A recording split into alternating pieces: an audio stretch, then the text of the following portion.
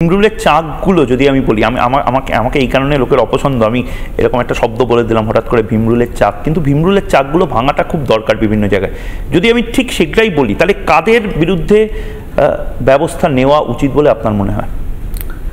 আমি যদি বলি, আমি একটা গ্রাফিক্স দেখাবো খুব নির্দিষ্টভাবে, জবাব চাই, জবাব দাও। কার বিরুদ্ধে জবাবটা চাইবো? এই ছাত্রছাত্রীরা যারা 1 বছর 2 বছর হলো কলেজে ইউনিভার্সিটিতে এসছে, তারা হয়তো আজাদ কাশ্মীর লিখেছে, কিন্তু মোছার দায়িত্ব কার? ভাইস চ্যান্সেলরের, প্রো ভাইস চ্যান্সেলরের, রেজিস্ট্রারের।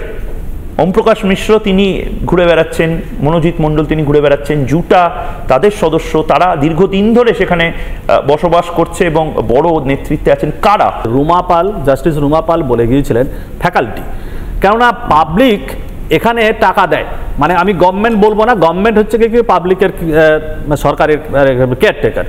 সুতরাং সেখানে পাবলিকের টাকা এখানে আসছে, তারা কেন দেয়? একজন টিচার, আমি যতই সুপ্রিম হই না কেন, পাবলিককে কোনো টাকা সেখানে আসবে না যতক্ষণ না একটা কালেকটিভ ব্যাপার আসছে।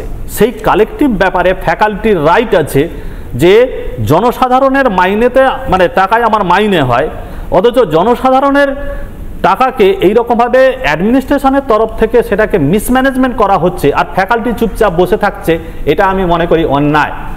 ফ্যাকাল্টিরা তাদের দায়িত্ব পালন করছেন।